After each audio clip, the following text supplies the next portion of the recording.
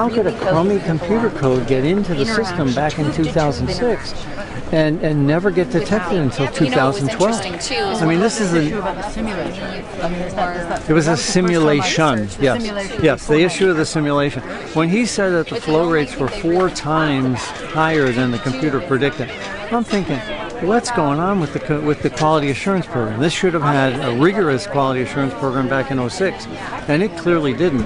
And the NRC's not going there. You know, they're looking at what happened in 2012, but they're not asking how your quality assurance program broke down in 2006. How are you? That was the big thing that stood out. Was Yes. Simulation didn't work. Yes. And the NRC, if they were double checking. You know, this is they said an interesting comment in there.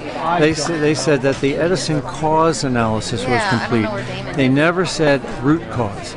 Edison didn't get to the root cause. The root causes happened in 2006, and it was the choice of Mitsubishi because Mitsubishi had never built this kind of steam generator. That's the root cause. And who built the simulation that they based all the assumptions that it was going to be okay? Well, Mitsubishi built the one that failed, but then they brought in 3 other people. They brought in Westinghouse, Areva, and Babcock Wilcox Canada, and those are 3 competitors.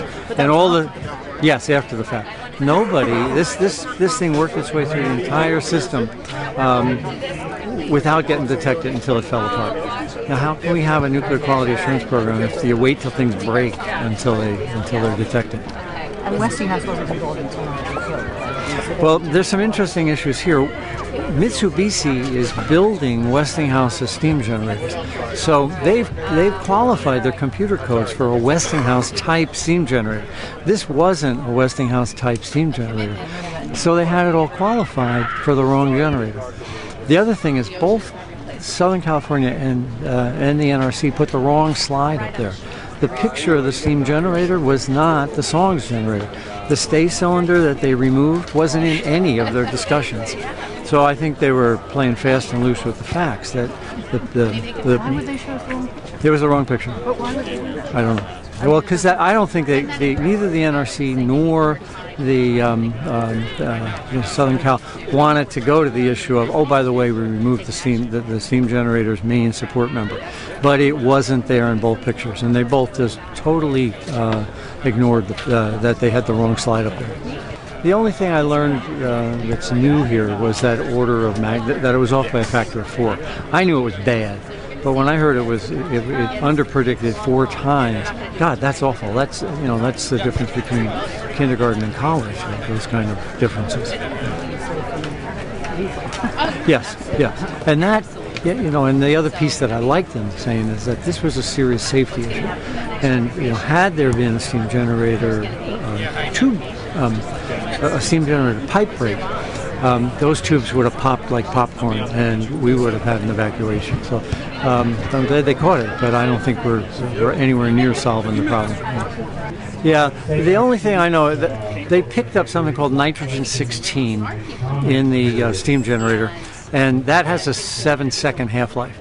It's very detectable though, so that was the trigger that caused the shutdown. So that was the radioactive? No, it released some tritium. So some radioactive tritium was released. I'm not exactly sure the quantity, but I had friends that were out on the highway checking, and they couldn't find any. So I don't think the release back in January was a big deal. Guess what? Hi. Hi. So what do you make of this? What strikes you the most from what they're saying? Well, I think they could have read our reports from a month ago and come up with the same answers. They're blaming the Mitsubishi computer code.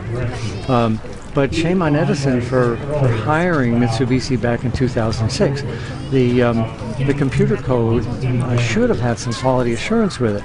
And so for that computer code to be so off, just tells me of a total breakdown within the Edison organization on quality assurance. And what were you just explaining here with level 4? Something that they were saying it was 4 times worse? Oh yeah. The U-tubes have water coming up from below, and Mitsubishi thought the flow rate was one number, and in fact it was 4 times faster. So they were off. Instead of going 30 miles an hour, they were going 120 miles an hour. Essentially, 4 times faster was the speed of the flow in there, and Mitsubishi's computer analysis didn't even pick it up. What do you make of this? That's really amateurish. and that it got 6 years down the road without ever being detected, nor would it have ever been detected had it not broken. He also said something in there about loose parts, and it looks like they were picking up vibrations and ignoring them. That's one of the issues that they have down the road to take a look at. That was one of the things they still haven't resolved. But there was an issue of Edison had indications of vibration and threw them out as spurious, when in fact I think that was some earlier indications of some severe vibration. For how long? Well, it only ran for 10 months, so before it broke. So it was less than a year, but they were getting indications. They had the warnings, and they ignored the warnings until the tube broke. Is there anything that you're hearing tonight that is maddening? Yes. Yeah. What's maddening is they said at the end, the NRC said Edison has completed its cause evaluation.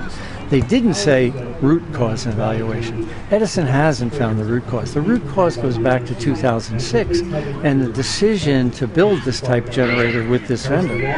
And my position all along has been you made too many changes to a generator and you chose the wrong guy to build it.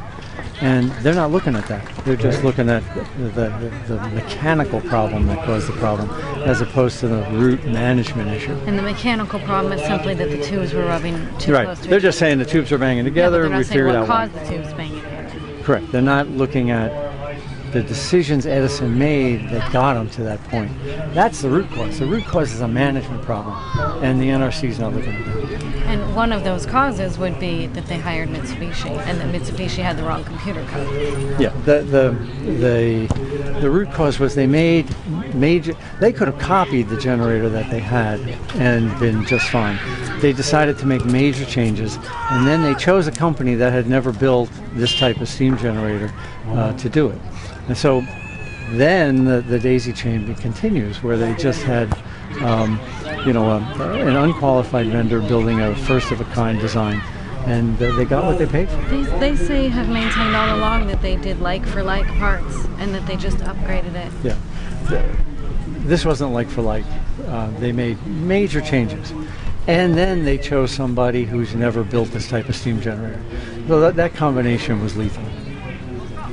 Thanks, Arnie. So what about the stipulation in the regulations of the NRC that if they did that many changes, they should have asked for a relicensing? They're Yeah. not even talking about that. No, that's Friends of the Earth's position is that knowing they were making all these changes and knowing they were choosing a vendor who'd never done it, that they should have amended the license through a public process.